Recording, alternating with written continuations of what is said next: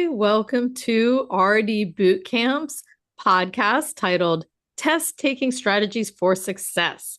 I'm Kari Sharp. I'm the founder of RD Bootcamp. I created this test prep program not just to help you study for the exam, but to prepare you for test taking strategies to prepare you while you're taking your exam.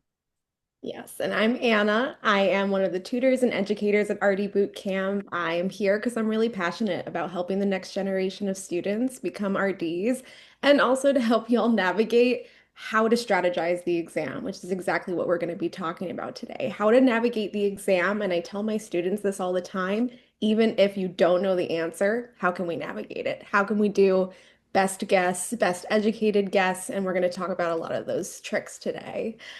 So Carrie, do you want to get into just an outline of what we're going to talk about today?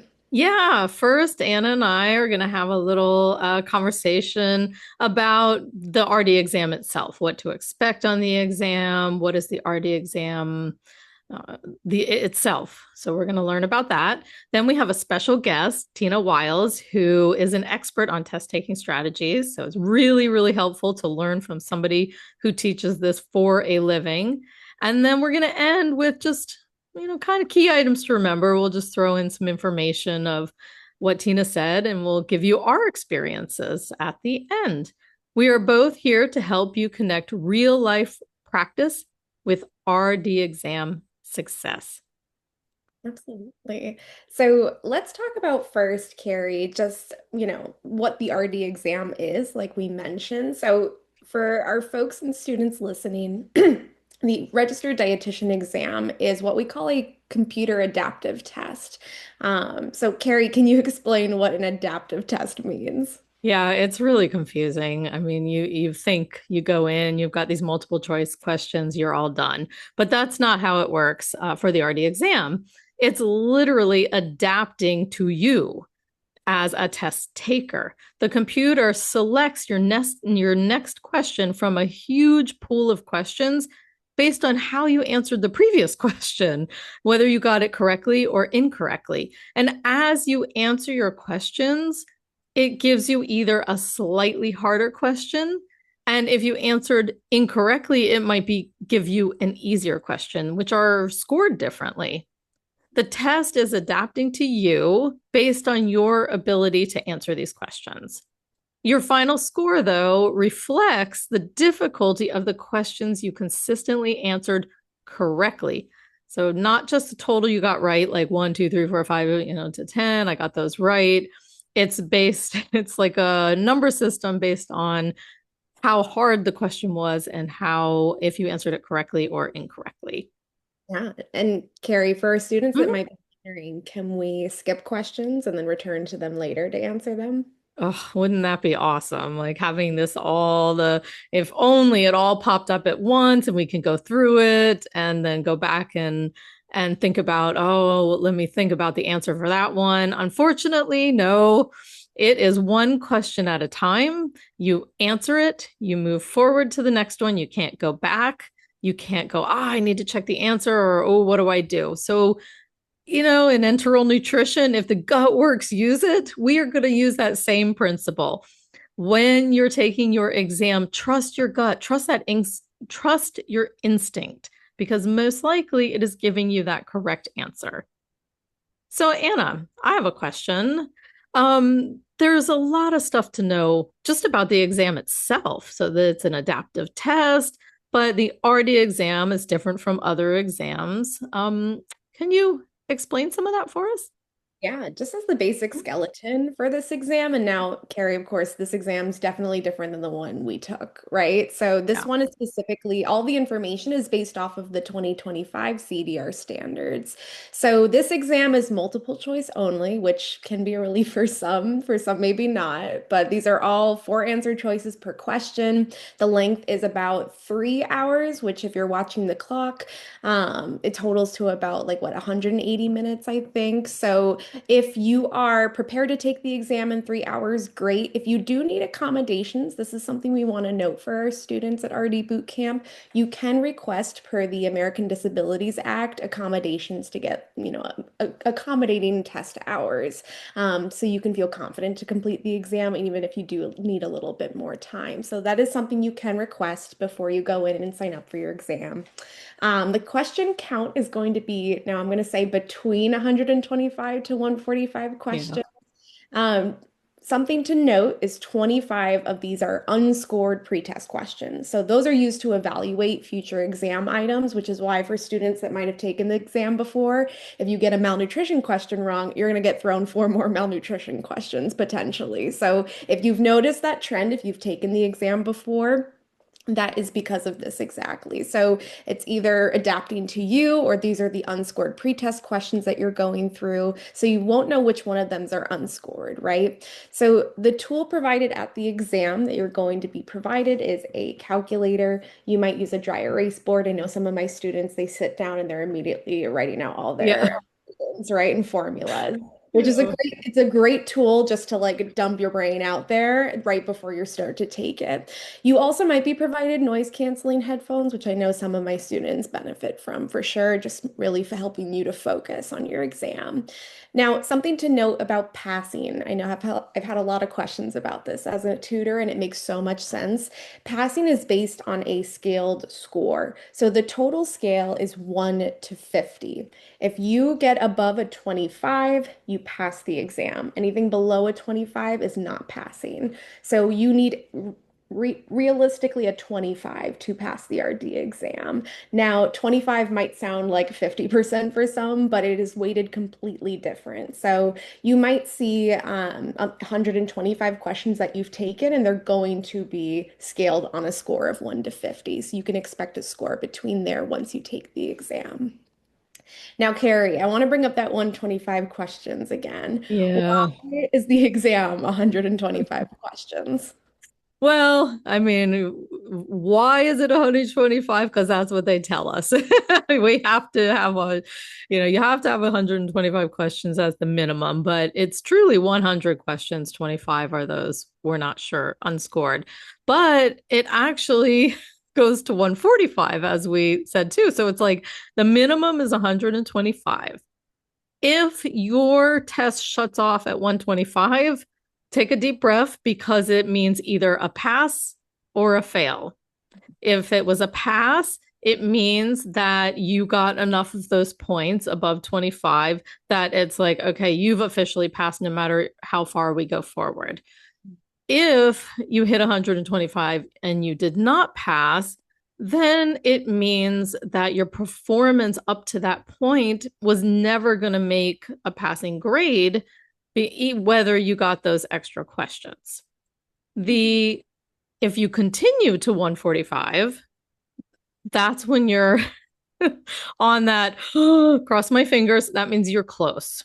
So the test is going to kind of see if you have enough of those weighted points. So you might get thrown 5 hard questions and it gives you like just enough correct that it puts you into that 25. Or if it throws ones that you're like, I don't know, it might keep you at a non-passing score. Yeah, and again, the score is based on between 1 to 50. But the questions aren't 1 point or 5 points. Sometimes it's like 1.72, and so that's where that weighted questions comes into play. So at 125, if it stops, pass or fail. If you're going to 145, stay positive, trust your gut. It means you are close.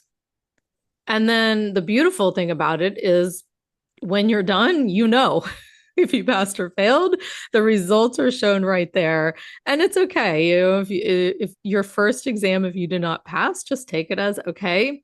I got this. I practiced it. Maybe I had too much anxiety and maybe I didn't figure out my test taking strategies, but it's okay. Take a deep breath and say, I'm going to try again in 45 days.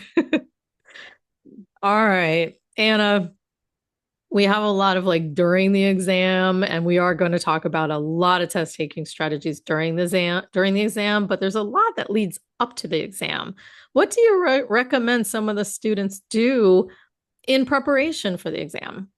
Yes. Well, now throughout my, therapeutic dietitian experience, I've become a self-care expert, and I always recommend self-care before your exam.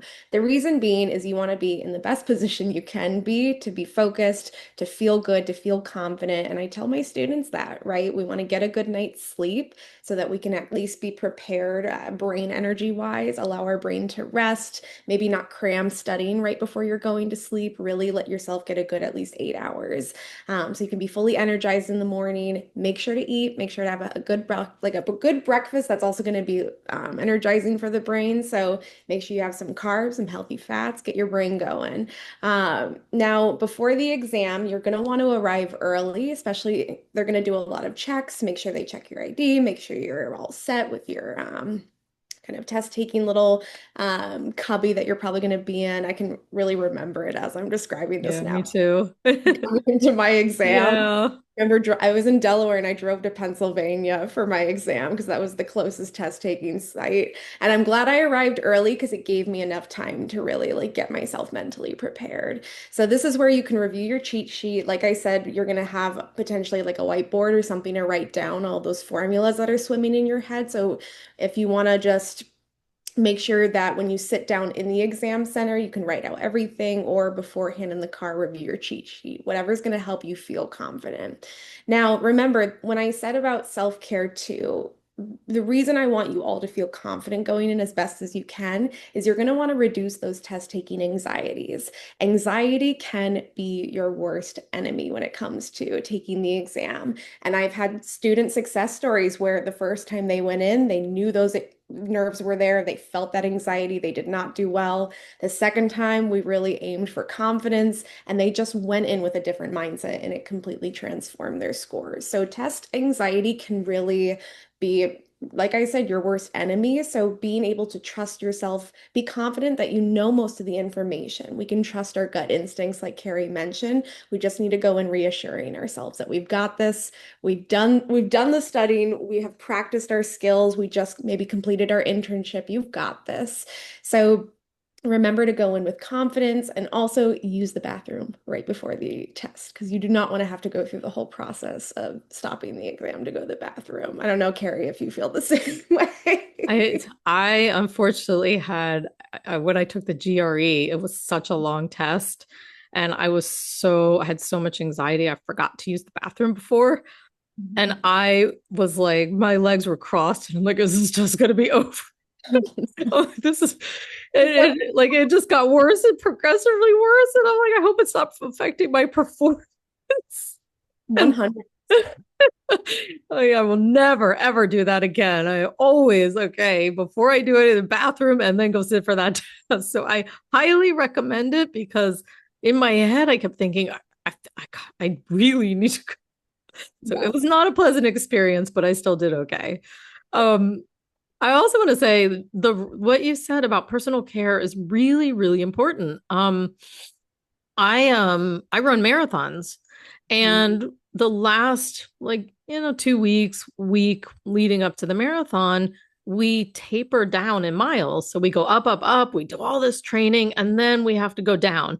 And our minds are always like, well, but we're gonna lose all that we did, and now we're only doing a little miles. But that rest and recovery is what makes us do so much better on the run. So getting that mind, it's the same as cramming.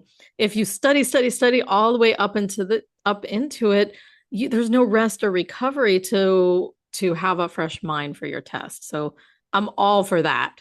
Yes. Yes. And then yeah, and then any advice? Okay. So just while you're sitting in the exam, that exam room, you've already done your self-care. You've gone to the bathroom. We're making sure that happens now. Please, please make sure. I don't care if you're a camel, go to the bathroom because anxiety sends it through.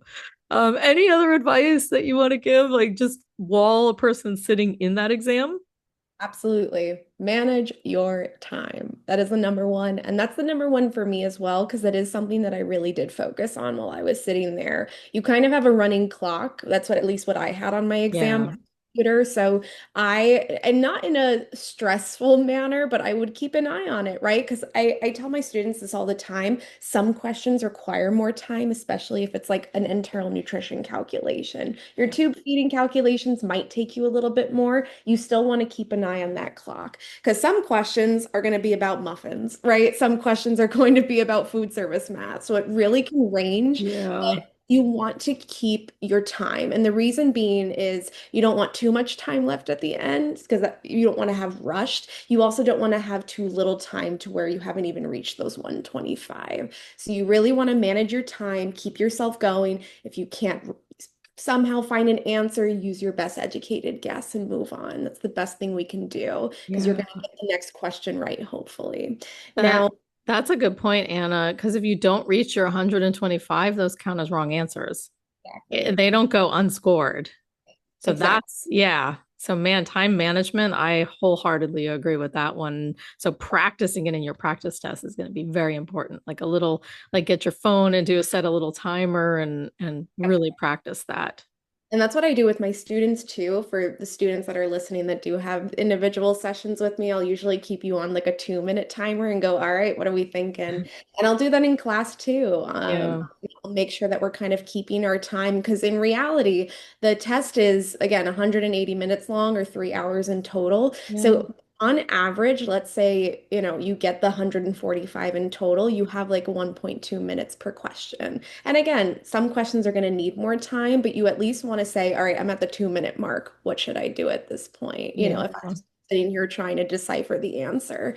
So really make sure you're managing your time, progressing if you feel confident in an answer and you've read the whole thing thoroughly, let's move on. Let's not persevere, Yeah. right? So that is kind of my main tips during the exam. I don't know if Carrie, you have any more, but I would say that's the biggest one. And just keep reassuring yourself, right? I Yeah. kept during my exam, I kept going, I've got this.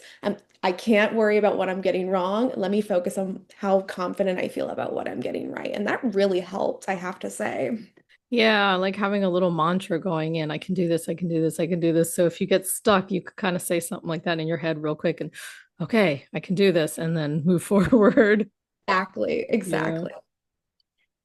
Well, it's good that we talked about what, our strategies and kind of tips for before the exam, during the exam, especially since we went through what the exam is. You can kind of get a grapple students on what to expect, right, entering that exam site. Now, you've heard from Carrie and me about our tips and tricks, but we have a very exciting guest speaker. I don't know, Carrie, if you want to introduce our guest speaker and who we're about to talk to. Yeah, I'm really looking forward to it. We are so lucky to have Tina Wiles. She believes that test taking is a skill that can be learned and strengthened with the right tools. Yeah, totally, right? As the founder of her website is awesome because it's MY, the number two, and TOR. So my tutor and host of the Assessment Alchemist podcast. She has spent over 20 years, a lot more experience than we have. So we are so lucky to have her. She spent over 20 years helping students and professionals approach high stakes exams with greater confidence and less anxiety. That's what you guys are looking for, right? Tina combines her deep understanding of test taking with proven strategies for managing stress, guiding individuals to walk into their exams feeling prepared and empowered. So, Tina, we are so thankful you're here. Can you please share with us just some of your experience as an expert in test taking strategies? Absolutely. And thank you so much for having me on. I'm really excited to talk to you guys. So I started doing with ACT and SAT test prep and working with high schoolers and have done that for a long time. And within the past like 5 to 6 years, and I'd help people with instead of ACT, SAT, I like graduate exams and that kind of stuff. But it wasn't until about 5 years ago that I worked with a group of mortuary schools for their national board exams to become a certified funeral director or embalmer, Mm. that it dawned on me that all of the test taking skills and strategies and like that mental performance that you need for a standardized test when you're in high school, I think is even more important when you're taking these exams to become certified or, you know, in whatever it is that you're doing for a living, right? Because you've put the time and the money and the Yes. effort, right? And like this is what you want to do. And Yeah. that the results of a standardized test can keep you from doing what you're loving breaks my heart. Mm. So, and like you said in the intro, like test taking is a skill, so it means we could do something about it. Yeah, absolutely. And I so agree. And I'm so excited to hear that you started off in like SAT prep because that's the reason I passed my SATs was with test taking strategies because that exam was so overwhelming for me. And I had the greatest tutor when I was in high school. And I owe it to her truly and like how like learning how to navigate an exam, not even Yeah, content wise. But exactly. yeah, and so I'm curious just if you can go a little bit more into because some of our students might say, you know, why isn't it just enough to know the information? We've been through how many years of school and now a master's degree and Yeah, an internship. Why is it important to use test taking strategies? because what a test is testing isn't necessarily that you know the content. A Mm, test is testing that you know how to take a test. And obviously the content is important, but all the things like you could know everything and you could be passing every practice exam that you take, but when you're sitting there in the moment with the pressure of taking the actual exam, that's where things can creep in, like self-doubt and maybe timing pressure, or maybe like you come up a question that you didn't think, and it's not our fault, right? It's all the like the like fight or flight type stuff, right? But so having strategies and a game plan for how to approach questions when as you're working through helps with a lot of that anxiety, and not even test anxiety. I'm just talking about like practice versus game day, like mm, the anxiety of just being in the moment of a high pressure situation. Wow. Yeah, we hope in the future to do a test taking anxiety and whole strategies on that podcast in the future. That's coming up. yeah. I And feel like so we're happy to get some of your advice now, but we will definitely pull in a whole another podcast on that whole topic too, because that is debilitating for some students, just walking in and going, and then deer Yeah. in headlights happens, and you're just whatever the information in doesn't matter. Yeah. Yeah. So, what are some of the most effective test taking strategies that you've come across for multiple choice exams? And our exam is adaptive, if that helps Mhm. any, or if there's Yeah. differences. Yeah. Yeah. There are definitely differences. So some of the strategies, and probably the easiest and fastest one to implement, is what I call predicting. So what that is when you read the question stem, before you look at the answers, you answer the question like it was an open-ended question, right? Or like you're gonna like write it out on like a an old exam, right? Yeah. And then you look for the answer choices that best matches what you think. Now, obviously, sometimes it'll be like spot on and it'll be pretty easy and like this is exactly what I thought. And then sometimes you're going to have to use some other strategies like elimination, right? There's a distractor answer choice What do you typically mean? where it's really close to, like if you're down to a 50-50 on an answer choice, a distractor is the one that is really close to the right answer, but even one word can make the answer choice wrong. mm, Like tests are written to have a distractor answer choice. Wow. So, we should Yeah. expect that in most questions Oh, or most absolutely. answers. Wow. Absolutely. Yeah. And so if you have like questions involving math, Ooh, mhm, right? Like yeah. they'll actually solve it the way this is the most common mistake someone would make and put that as an answer choice, right? Like that's right. Like sometimes you get like a false, like I know I did this the right way. My answer was there, and it doesn't Yeah. always mean that you did it the right way. Very Ah, so like if you multiply, but it was supposed to be divide, they'll put the answer for multiply and divide true. for Yeah, the answer. absolutely. Oh, Anna, you've seen that on the registered dietitian test? I've seen that on all tests, I Oh feel. yeah. Any math test I have ever been provided, if I made a mistake, my mistake answer would be in there. And it was Yeah. always like, that is such an easy way to get a question wrong. yeah. Yep. Yeah. Yeah. I guess Um, and some of the strategies, do you want me to get into like pacing stuff too? please, everything. We want Okay, to hear it. perfect. Perfect. We want to hear it all because we want our students to walk in and go, okay, we've got predicting, what else? And I Exactly. like how you put them in terms too, because it really helps. We don't have to, you remember it based on just, okay, I remember this Okay, like I need to word. predict. Yeah. Yeah. So, and so timing is really hard on, well, on a lot of tests, but specifically on adaptive, because it's this balancing of, okay, I'm confident enough that this is what I want my answer to be, but you don't want to like stay until maybe you're 100% sure, Mhm. because that could eat up a lot of time, right? If you're going back and forth.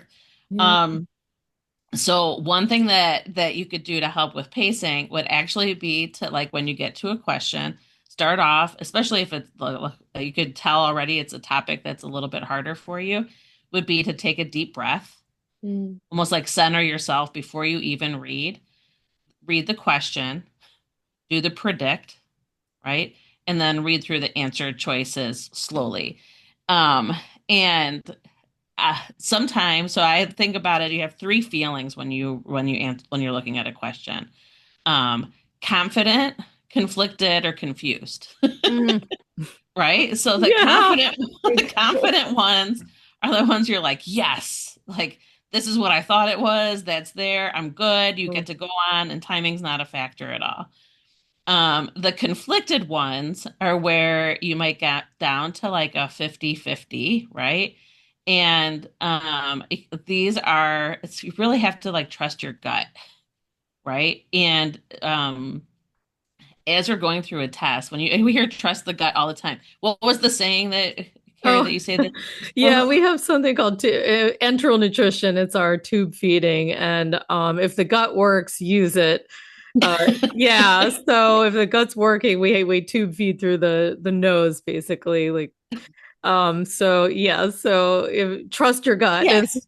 Yeah. literal. So if the gut's working, use it. Yes. The reason that actually works in test taking Yeah. is because we're actually exposed to 40 to 50 like billion bits of information a second.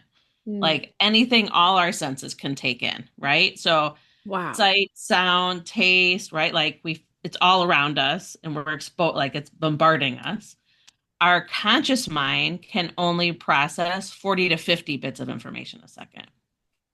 Okay. So what that means is almost everything we're being exposed to is actually being processed on a subconscious level. Mm. So an example is temperature. We feel the temperature all of the time, but you only think about the temperature if you're too hot or too cold, Oh, that's a good point. Mm. right? So it's almost like your Yeah. subconscious has to be like, knock, knock, conscious mind, I'm too hot or too cold, do something about it, right? Mm. Um, So trust your, like, if it works, use it, because um there's a reason that you're drawn to an answer choice and you might not consciously be making that decision, right? Like something in you, but you just have to trust it, right? Like I don't know why I feel like this is the right answer, but I feel like this is the right answer. Um so those are those conflicted questions, right? Where you can get down to two and you just need to trust it. And even if you're 80%, right? Like it's better than being 20% for another answer, right? Yeah. Right. This is great. Um, and then the last one is confused. Okay. So those questions, instead of thinking if it happens, realize it's going to happen. Like there's no way on these exams or maybe a very, very small percentage of people actually will go through and know every topic and every question on these exams. So you're going to come across a question that you look at and you're like, did I even learn this? or, Yes. or, right? Like, and so on those, um, if you like read through, you're like, I don't know, right? It's on the adaptive test. It's not like you can flag it and then come back. Mhm. No.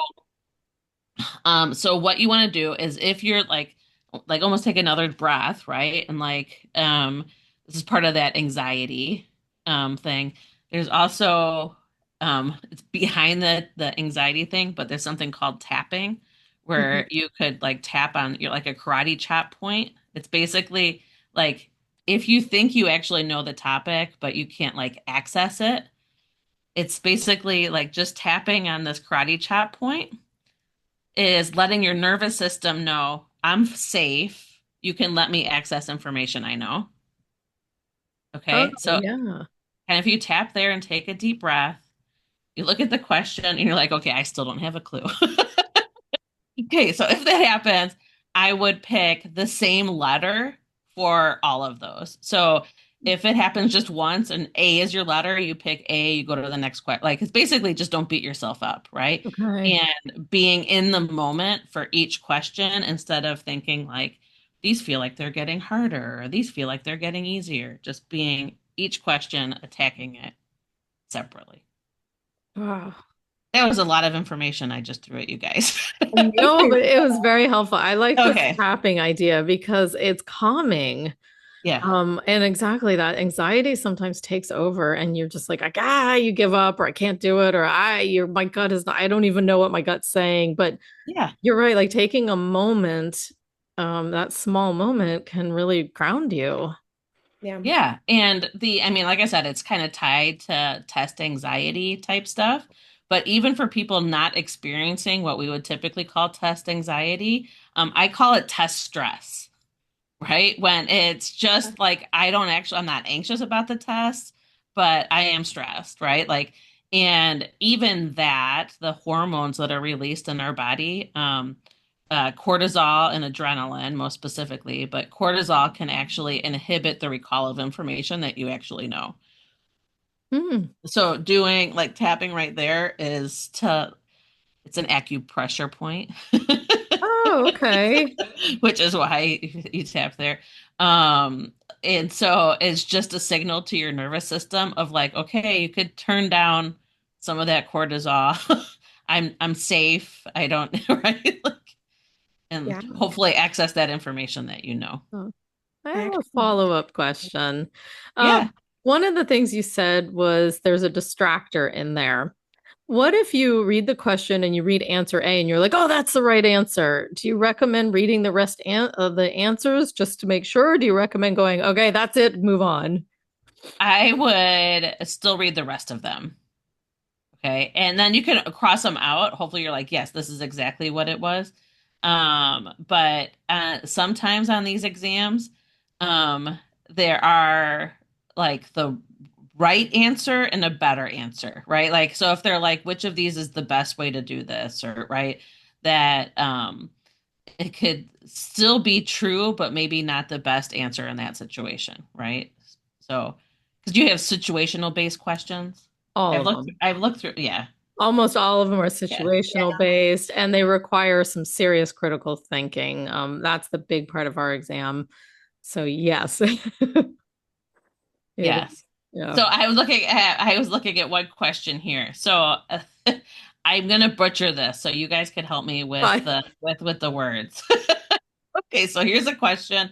This Yeah. is actually from the was it CDR? Is that Mm. what yeah, the CDR one of their sample questions. But it is an infant with P- phenol you go could just ahead. say PKU. Oh, thank you. Okay. An infant with PKU requires which of the following dietary alterations as part of the nutritional treatment plan? And then it has like some 50-50 answer choices, right? Like low, you say isoleucine? How do you say it? Is that right? Isoleucine, yeah. Oh, Got Yeah, it. I think so. Okay. I can't see the answer, but I'm Yeah. So low gonna. isoleucine, high valine, Oh, and yes. then high isoleucine, low valine, and Okay. low Mhm. phenyl Lionine, I don't know. And then high Alanine. triazine. Thank you. Anyway, Oh, but you get my idea, right? So like it Yeah. has these like 50/50s. Oh, And yeah. so you can use those to like eliminate answer choices and stuff as you go through too. But Uh-huh. yeah, so that's a perfect example where one will be a distractor because it'll be like one part of it might be right, but it's the other part of it that's wrong. that's true. It's Oh, I very see. So if it says high, low, high, Yeah, high, high, you got it. yeah, you're like, well, I know this is high, so it can cross that one out because that says high too, but I'm pretty sure that's low. Okay. Yeah. Yeah. nice. Oh, that helps because then process of elimination, you're not worrying about four answers. You're like, okay, I have two to pick from now. I can relax, pay attention to these. Yeah. Yeah. Yeah, that's helpful. Absolutely. Thank you. I'm not that I'm going to take an exam anytime soon, but this is so helpful reflecting on when I was taking the exam because it's so true. There would be questions pop up where I'd see a term that did connect to the question, but it wasn't necessarily right. And that's why I tell my students, I think you mentioned before too, slow down and make sure you've read the question thoroughly. And like you said, I like that. What was it? Three feelings a student gets. Is Yeah. that what you Yeah. kind of refer Love it that. to? I love that because it really is. It's critically thinking and being mindful during the exam. So you're not just Absolutely. hurling through questions. Yeah, it's almost sometimes like, especially when it's timed, right? And you feel like I need to go, go, go, go, go. Otherwise, timing is going to be an issue for me. Yes. No, it's actually, you need to be in the moment and almost sometimes like think about it as like leaning back, Yeah. I like, right? Like take a breath. yes. I got this. And you're actually, as long as you're like interacting with the question or eliminating answer choices or writing, like they get a dry erase board, right, when they take it. Mhm. Yes. Yeah, so like writing a note on the dry erase board, even if it's like the word breathe or something, right? Where you're Oh, I just like like, that. yeah. But like as Mm. you're like as long as you're like working and thinking through, you're fine on time. It's when you like, I think about it as like a time vortex when you're like sitting there and you're like going back and forth between answer choices. And like that's when you don't know how long you've been sitting there, right? So Yeah. yeah, being able to like, yeah, be in the moment, take a breath, be mindful. Love it. Oh, I actually I had a question on the exam. I don't remember the topic. We'll just say it was something about like seniors and farmers markets or something. And I went, "Oh, it's that." And I clicked on it. And as I clicked on it, I saw the second answer and I went, "Oh, it was the second. It was the distractor, it was Yeah. A. And B was the correct answer." And sometimes you have to learn your lesson in the exam. Yeah. Oh, Okay, yeah, this is my hint that I need to slow down. yes, or just yeah, like I was trusting Yeah. my gut a little too much. So I doubt you like that whole read your all your answers and it's yeah, be confident, but also make sure. Yeah, at RD boot camp in our tests, we do sometimes put distractors or we do our best to put some in as well because we want our students Right. to practice that. Yeah. Well, I have a question. I mean, Yeah. in terms of, and for myself, I am someone with ADHD, so taking the exam was like the last thing I wanted to do because sitting for Mhm. 3 hours straight just sounded like a nightmare, and I did not want to Yeah. take a break because I knew that would be more stressful for me. So I am curious what additional recommendations you have for like folks that are neurodivergent navigating this exam. So, the like a lot of the things that I would recommend for like as far as like maybe a fidget in your pocket or chewing gum, I know that those aren't necessarily allowed at the test centers. Um, so I think a lot of pre-work before you're actually in the exam can help if you're neurodivergent. So a lot of visualization, like thinking through what it'll look like on the exam, like mentally, okay, I parked my car. I like literally like that detailed, right? I parked my car. I walk into the center. This is what it's like. um, just to like mentally prepare. Um, Writing a note, like if you have like a grounding word or something, or like a mantra that you use, like think clearly step by step or something like that, right?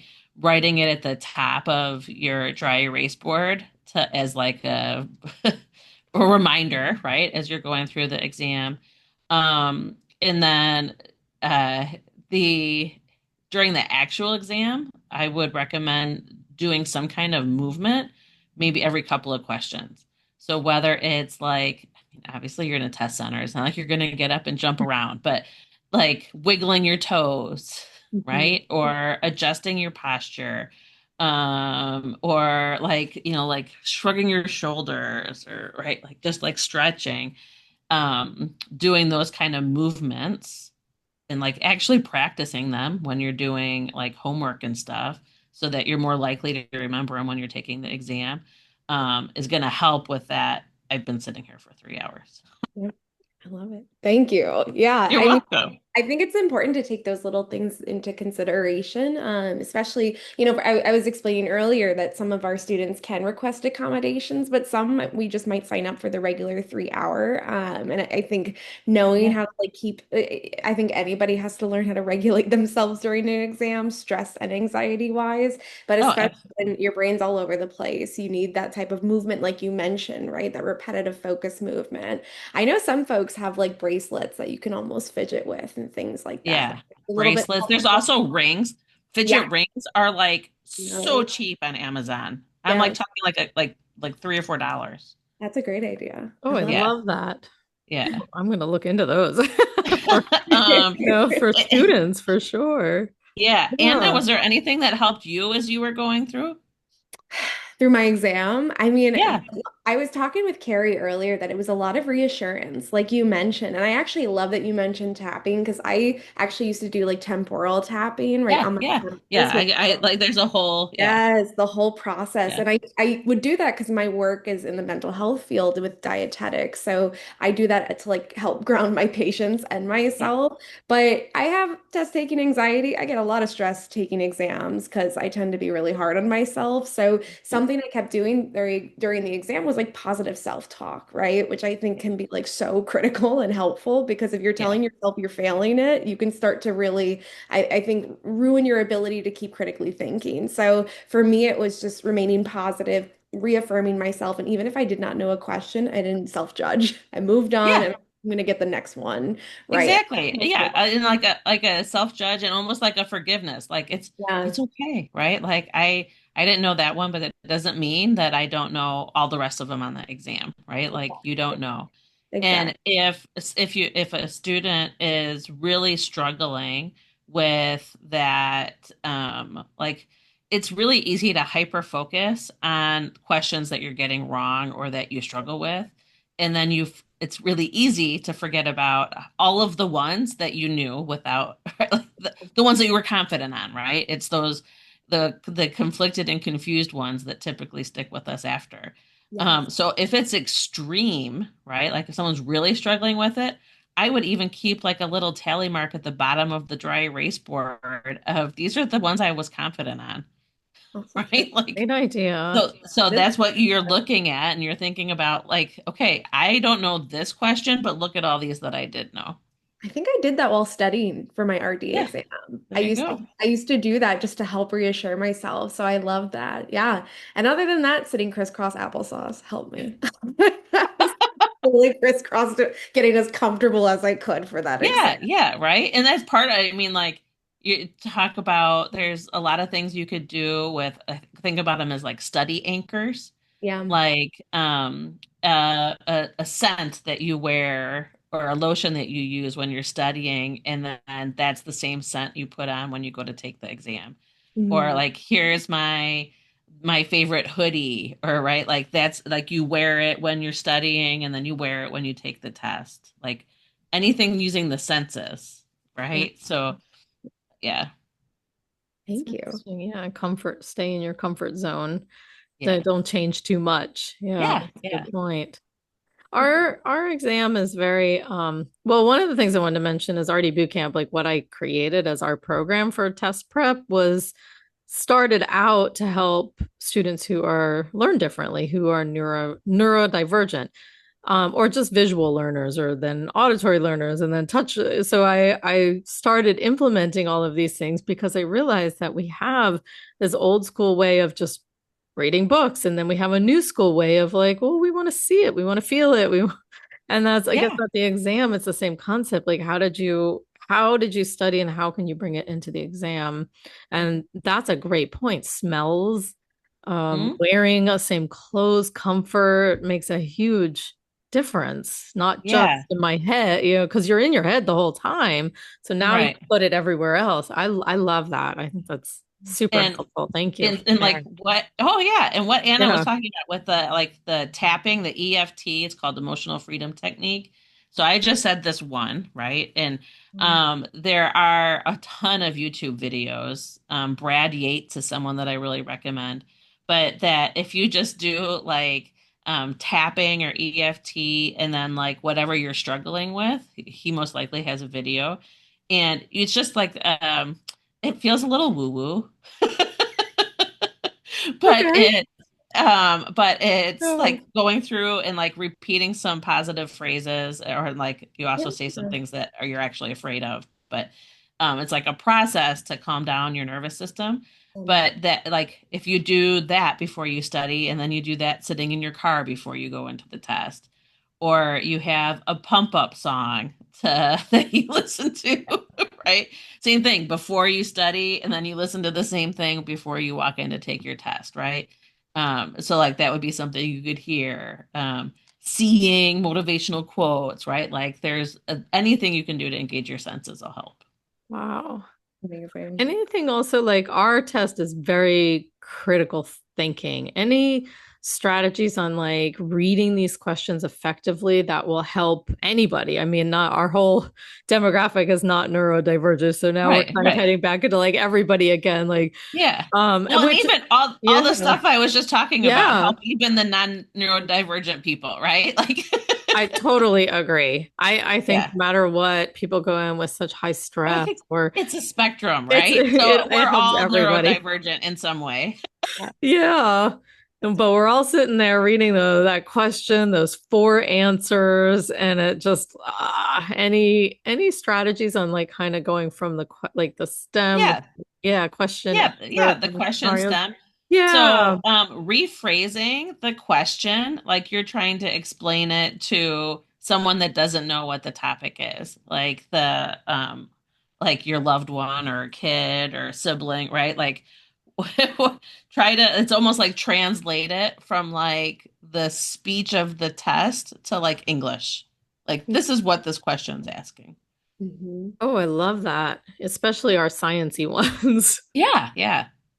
Well, Yeah, that's when they're really wordy, right? Or you Yeah. get like a little overwhelmed while you're reading through. If you read like a part of the questions, let me see if I have one on their examples. Um,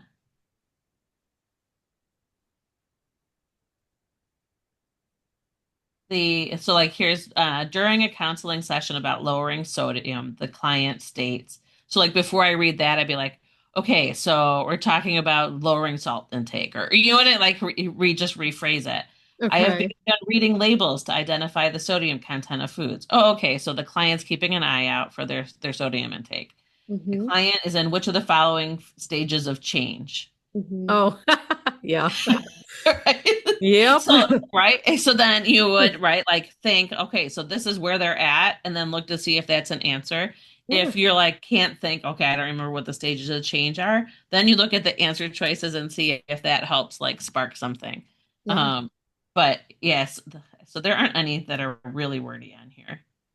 But I hope hopefully that example helps, like of just how Yeah. you try to like rephrase it.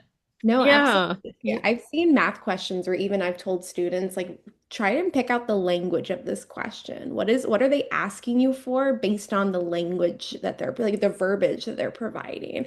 Not only just what units is it in, but what is the purpose of this question? Like I always say, if it's talking about you as a food service manager, counting your full-time employees, you got to put yourself in that position and think, okay, what is being asked of me as a manager in order to, making sense of the question versus just all of that word jumble. It's actually Yeah, like understanding the language of the question, even if it's math itself, right? So I get, exactly. And on math questions, if they are wordy, read it once without any of the numbers. Just oh, read the Oh, words to get what the question's asking about, and then read it a second time, putting in the numbers. oh, wow. That's a great idea. I yeah. think sometimes with math, I've found that if I just skip the whole problem and just read the last sentence and I go, oh, it's asking for meals Yeah, per minutes. Okay, now I can read the question because I yeah, don't know yeah. what it's talking about until I get to the end. So sometimes I just start at the end. Yeah, you got it because that Yeah. question is telling you what they're looking for. Yeah, yeah. Yeah. So sometimes I'll do that because that helps too. Yeah. Wow. Anything else you that we haven't talked about or anything you'd like to um share? Just test taking strategies before we hear some stories about your students. Um, yeah. The only thing I could think of is the last bit of advice for taking the test is that if you're going through and starting to feel overwhelmed, and I even know if you're like, okay, I'm concerned about time, but and you're not going to get up and go take like a 10-minute break. Um, give yourself that couple of seconds, right? Like it's going to feel like it's a really long time and it's probably not as long as you think it is, Mm, but to like ground yourself and like recenter and like just like let yourself be in that moment. mm, And some easy ways to do that. Our breath is the easiest thing because when we're like going through a test, obviously, like just like 99.9% of our life, our breath is on autopilot. We're mhm, not thinking about it. And so when you take some intentional breaths, it's almost like hijacking, taking it out of autopilot, right? And like you're controlling it. And it's one way to be in the moment very quickly.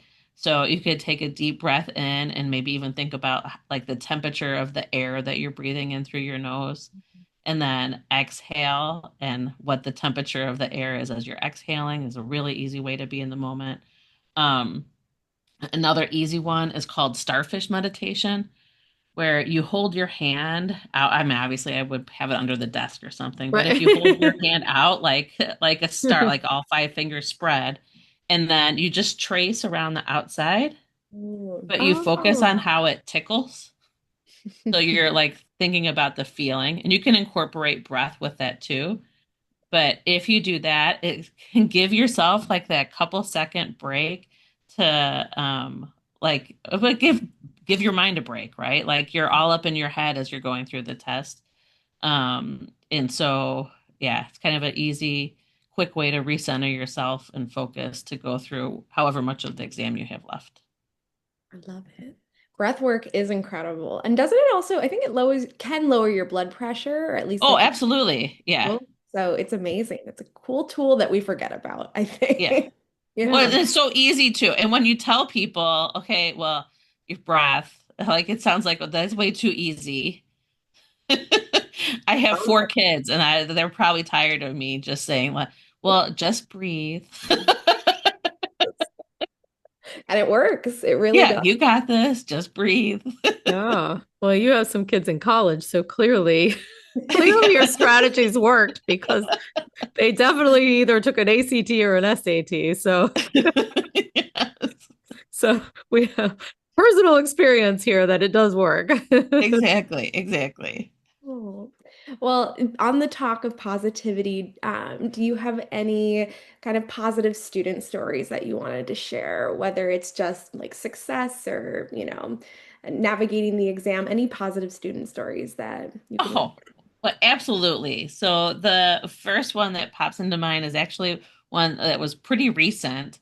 And it was someone taking their professional engineering exam. Mm, So in the world of civil engineering, you need to be able to pass this professional engineer exam to be able to like have the stamp that you could put on drawings, right? So like it's a big deal. yeah. And this woman was amazing, but had been living in like some horrible, horrible life circumstances, right? And due to those, she had been trying to pass this exam for like 20 years. And then she wasn't taking it like every couple months for 20 years, right? Like there were periods she took breaks.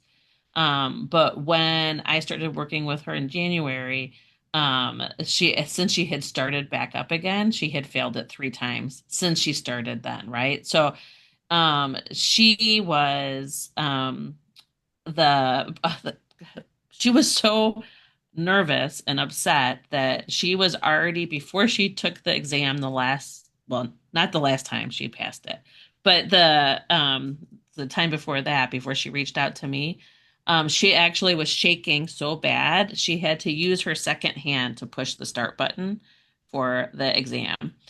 And she was already planning on when she was going to take it again because Oh, she knew she was going to fail, right? Um, and the like the and for her, she could actually write the test questions, right? It was not a content issue. She knew Mm, the content inside and out. Um, and it was all strategies for not just how to take the exam, but for time management and being able to focus, right? And then a lot of mental performance things, mm, like being in the moment and how to she did a lot of like the EFT tapping, right? And um a lot of times like Anna said, like that confident, that positive self-talk.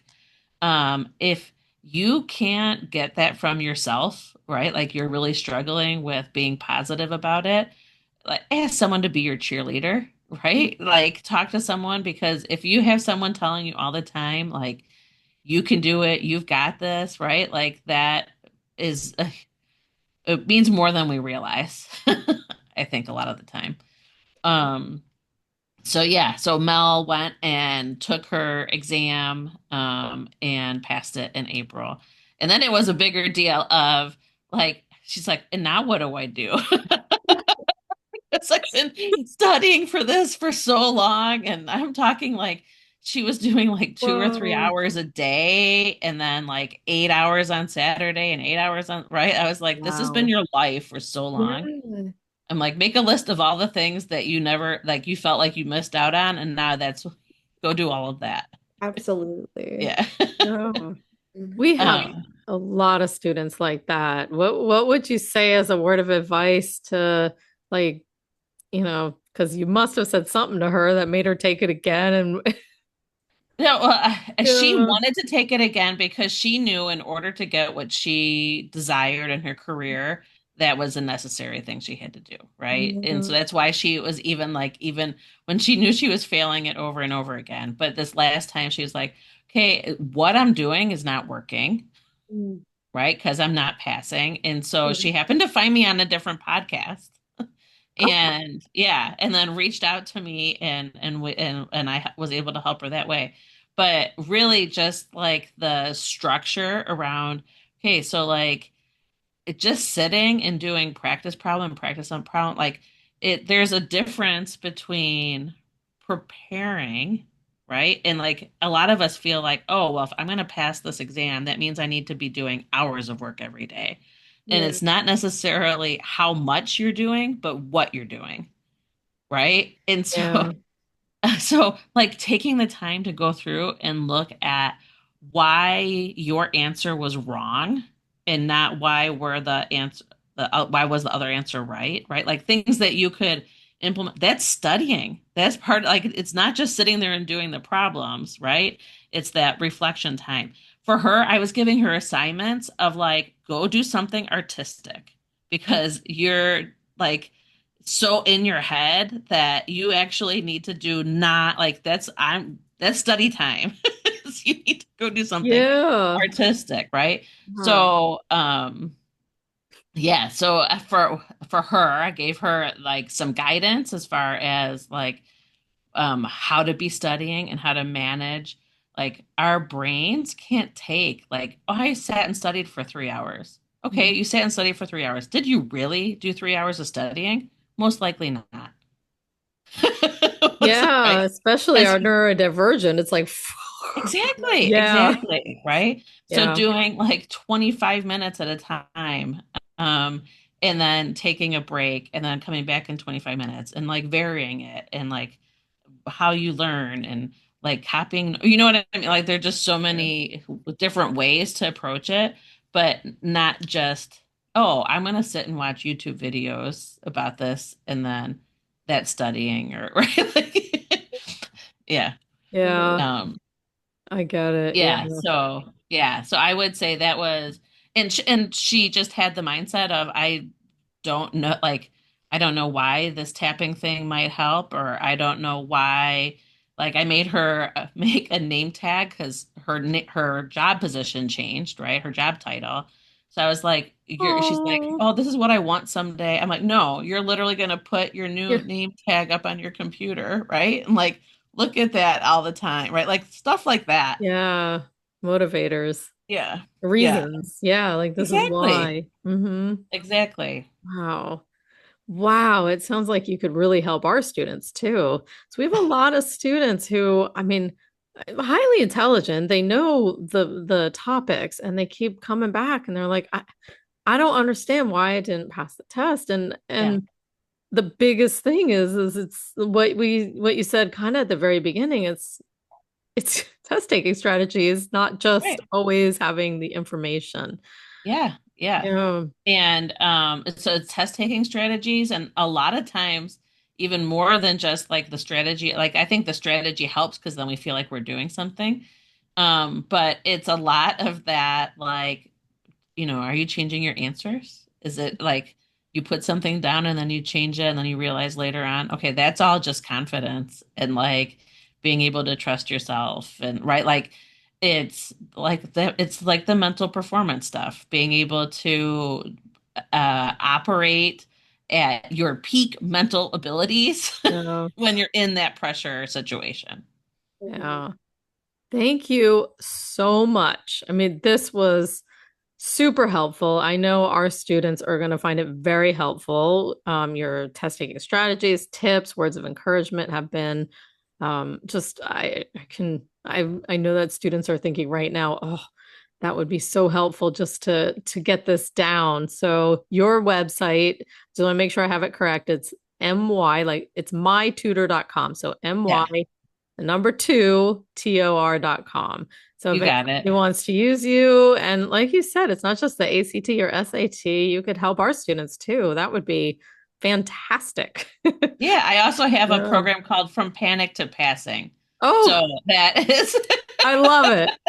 Yes, Anna, our students, our tutors can help with the information. And we do also implement test taking strategies, but using somebody like you or you in particular, or somebody from your company, would be really helpful because that is the main focus of that session. So, exactly. Yeah, yeah, I do nothing about the content. yeah, yeah, that's fine. Right? Yeah, nothing about the content, but I Yeah, know how to take tests and I know how yeah. to help people pass those exams. Yeah, I'm just gonna say that my GRE, um, half of my studying was the information, and the other half, because I took it as an adult later in life, I'm like, I don't remember half of this. So I spent the other half of my time doing test taking strategies. And I wish I Yeah. found you then because I was just Googling stuff, figuring it out. I found an English teacher to help me, but it was all over the place. I probably would have done better, especially if I didn't have to pee so bad in my test because that happened too, my GRE. But I really hope our students reach out and thank you so much for giving your your information. It was so Oh, well, thank you so much yeah, for your having expertise. me. And yeah, I would love to come back and talk specifically about the test anxiety because Uh, there's a lot that you could do specifically with just like I feel like I'm going to throw up before I walk in to take the test. yeah. Well, Right. we definitely want you back because that is a big, a lot of students are asking for that too. And it is definitely half the battle, the other half of the battle. Yeah, I, exactly. I Exactly. guess there's many halves to our Yes. so thank Wonderful. you so much for coming. Oh, thank you. Thank you. Bye. Bye. Well, this has been a phenomenal conversation. And again, it makes me ready to take an exam. I don't know about you, Carrie. I'm done. That's valid. I want to hear what our students say. Yes, But that's very true. Well, I think it was a great conversation overall. We were so lucky to have our speaker today. yeah. And, just to wrap up, Carrie, when you took the exam, what would you say are like the most effective test taking strategies that you did use? Yeah, I'm going to kind of walk you through a little bit of my test experience first. My Okay, number one, I used the bathroom right before the test. So I did not have to pee during that test. Follow that. If you don't follow anything, follow that. The other thing was kind of what she said, the cheat sheet of information.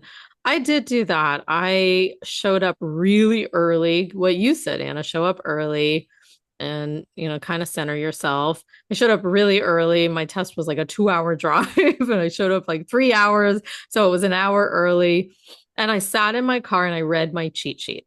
Mm. When I got into the test, I did the brain dump. I got the whiteboard and I just wrote as much as I could that I could remember from my cheat sheet because my cheat sheet was the things that I was the most worried about. I felt very confident in everything except my cheat sheet. And of course, pretty much nothing from my cheat sheet was on the test, so that didn't help any. But what it actually did was helped me with confidence because I knew the other stuff, and what I didn't knew was sitting next to me, and I knew there was going to be a lot of gray area in between. But because I brain dumped just some quick math formulas, and like I don't remember high low of something, probably a lab, and then I felt confident. It gave me that confidence, like, okay, I can do this. I know stuff. And if I don't know it, I got a few things right here. That tiny little brain dump really just kicked the confidence back in for me. One of the things Tina said was predicting the answers. I did that, but I did it in more of a case scenario because a lot of the questions are case scenarios.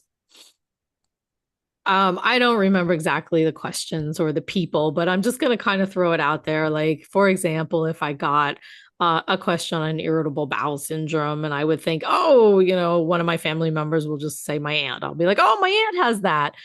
And I kind of threw it in gear like, oh, I've had conversations about my aunt about IBS. I'm reading this question, I'm thinking of her, and I'm putting it in my case-based scenario. Boom.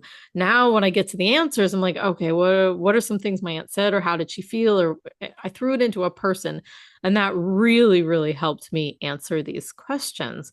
That's one of the things we do at RD Bootcamp is we create a lot of videos because you don't have family members that have every disease possible or every lab. So we create these scenarios for you in our videos to really help you.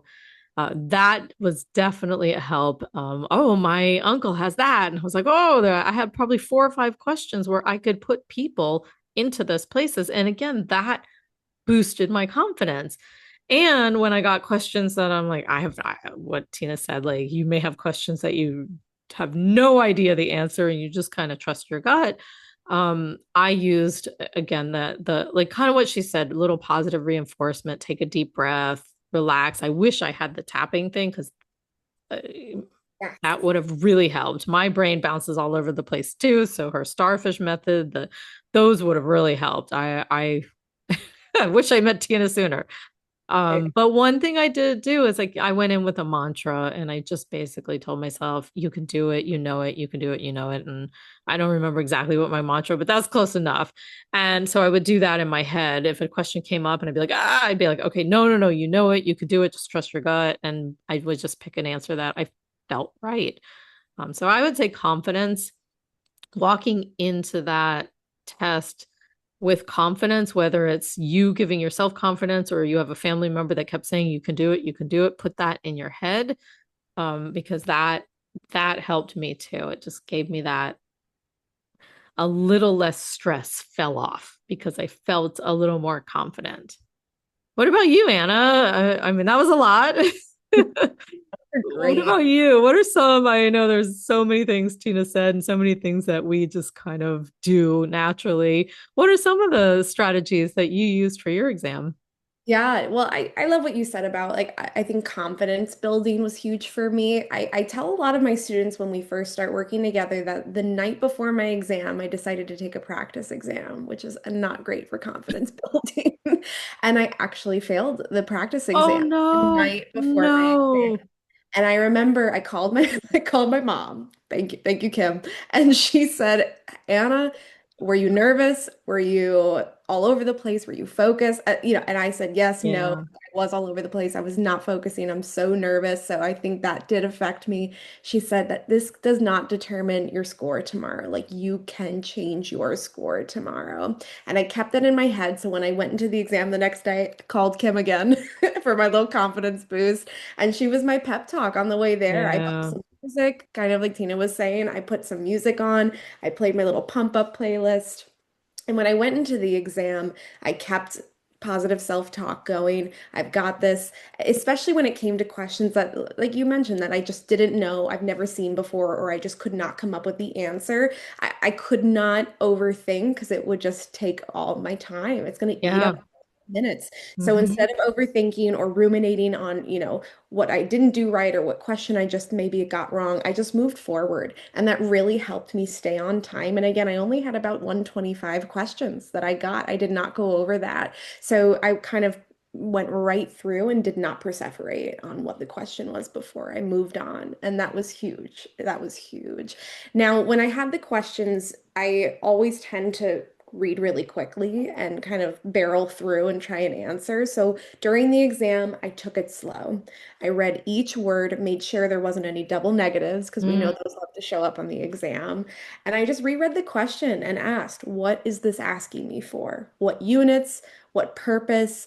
And speaking of purpose, what would I do in this scenario?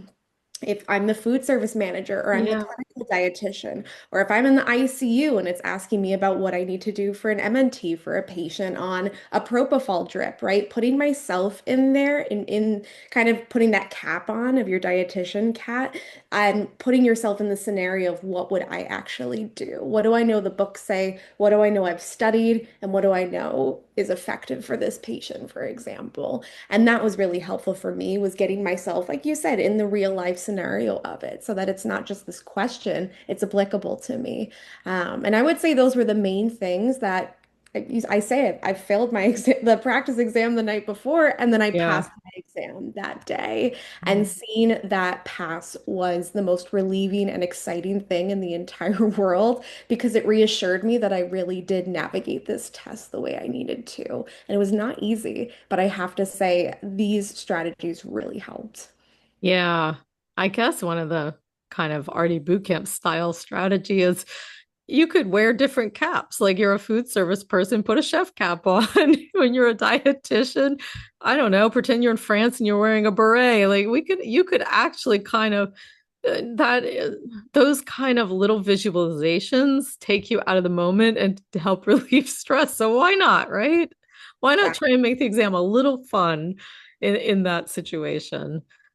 Yeah. So RD Boot Camp, thank you all. We really hope all these test strategies help you. In our program, rdbootcamp.com, we incorporate a lot of these test strategies. They're in your practice questions, they're in tutoring sessions, they're in our live classes, they're in our videos. We really, really help with not only helping you learn the information, we provide situational videos to help put you in the moment, put you in a situation so that you can relate it to a character or a fake person. And we also put test taking strategies throughout. So we want to help set you up for success. We make learning fun. We have a fully interactive prep course. We have over 90 videos, on demand classes, instructor led walkthroughs, especially math. We do a really deep dive into a lot of math calculations, tons of practice exams, quizzes, and we put test taking strategies right into the answers. So flashcards, we have tutoring, we have so much. Come to us, we will help you. Thank you all for listening to our podcast. I hope you hit follow because we have more coming. Thanks. Bye. Thanks, y'all. Bye.